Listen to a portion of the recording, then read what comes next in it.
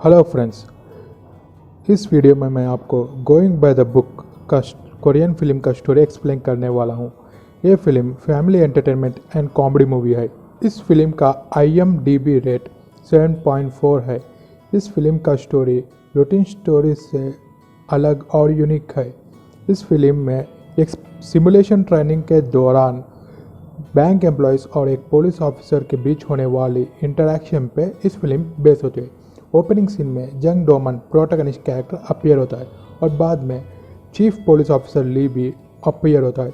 Chief police officer ली उस शहर में नया अपॉइंट होगा क्योंकि वहाँ पे ज़्यादा बैंक रॉबरीज होते रहेंगे, पर ली एक ट्रैफिक रूल को ब्रेक करने की वजह से डोमन उसे चलान देता है। यह बात जानने के बाद हायर ऑफिसर्स डोमन पे गुस्सा हो जाएंगे। ली अपॉइंट हुए पहले दिन ही एक बैंक रॉबरी होएगी, तो ली सोच समझ के एक सिमुलेशन ट्रेनिंग प्रोग्राम को कंडक्ट करने का डिसीजन लेता है।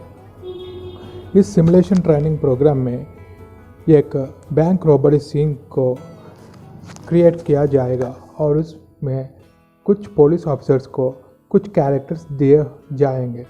उन पुलिस ऑफिसर को उन कैरेक्टर्स के बेस में वहाँ पे एक्ट करना पड़ेगा। इसका मतलब एक रियलिटी शो जैसा, और उन कैरेक्टर्स को एक चिट में लिख के और हर एक पुलिस ऑफिसर को उस चिट बॉक्स से एक चिट निकालनी पड़ेगी। उस चिट में जो कैरेक्टर लिखा होगा उसे वो रोल प्ले करना पड़ेगा। इस तरह डोमन को एक पुलिस ऑफिसर का चिट मिलेगा, पर ऑफिसर ली डोमन को रॉबर कैरेक्टर का चिट देगा और इस कैरेक्टर के लिए बहुत ही अभ्यास करेगा और सिमुलेशन ट्रेनिंग शुरू हो जाएगी। डोमन चोर बन के एक बैंक में एंटर हो जाएगा और वहाँ के एम्प्लॉय से पैसे डिमांड करेगा, और उस बैंक में पहले से ही तीन ऑफिसर्स अपने कैरेक्टर्स में एंटर हो जाएंगे।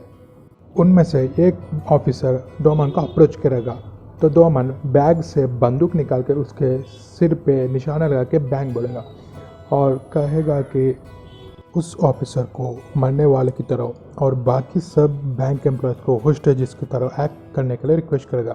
और बैंक एम्प्लॉयज़ उन्हें ऊपर से ऑर्डर्स मिलने के वजह से वो डोमन को कोऑपरेट करता है। और इस दौरान बैंक के बाहर पुलिस और मीडिया पहुंच गई होगी। डोमन बैंक के सभी CCTV कैमरास को कवर कर डालेगा और यहाँ से असली कॉमेडी शुरू हो जाएगी।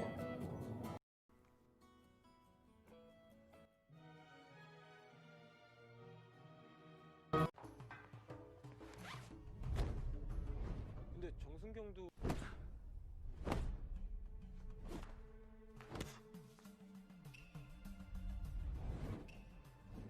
복식이랑 우슈가 싸우면 누가 이기죠? 그야 당연히 총든 놈이 이기겠죠. 뭐 훈련 중에 돌아가신 거니까 순직 뭐 비슷한 뭐 그런 건데. 여보세요? 여보세요? 저 미친 새끼 저. 야 정수경. 야 도망 이 새끼 너 미쳤냐 이 새끼야? 어? 야 이 새끼 우리 엄마 씨. 아이. 여보세요 지금.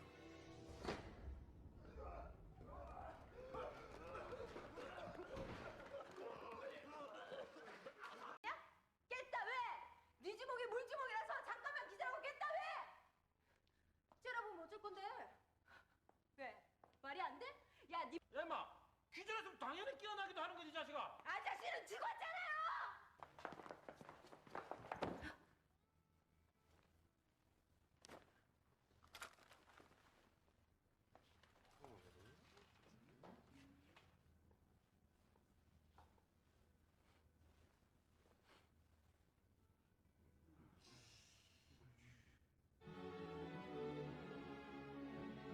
उन एम्प्लॉयज़ में एक प्रेग्नेंट लेडी भी रहेगी और उसे अचानक पेंस आ जाएंगे, तो डोमन होस्टेज एक्सचेंज के द्वारा एक कैमरामैन के बदले उस औरत को बाहर भेजेगा।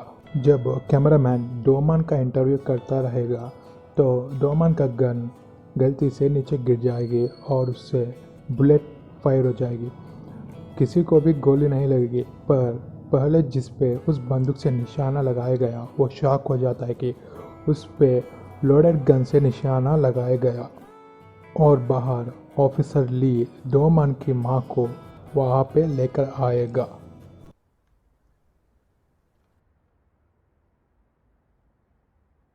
도만아, 인감 어디다 뒀냐?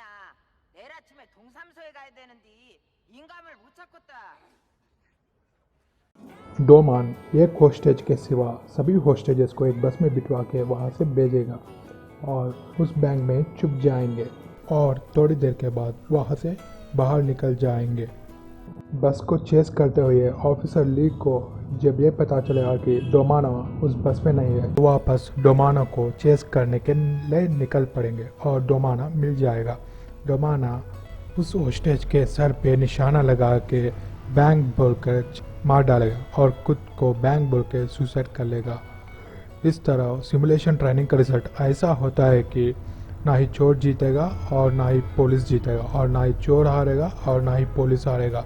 उस ट्रेनिंग के बाद डोमाना क्राइम इन्वेस्टिगेशन डिपार्टमेंट के लिए प्रमोट हो जाएगा और अपने पर्सनल वर्क के दौरान उसी बैंक में वापस जाएगा और वहाँ पे 3 असली बैंक रॉबर्स एंटर हो जाएंगे। तो डोमाना मुस्कुरा के उन रॉबर्स पे अटैक करेगा और इस तरह फिल्म दी एंड हो जाएगी। Thank you for watching.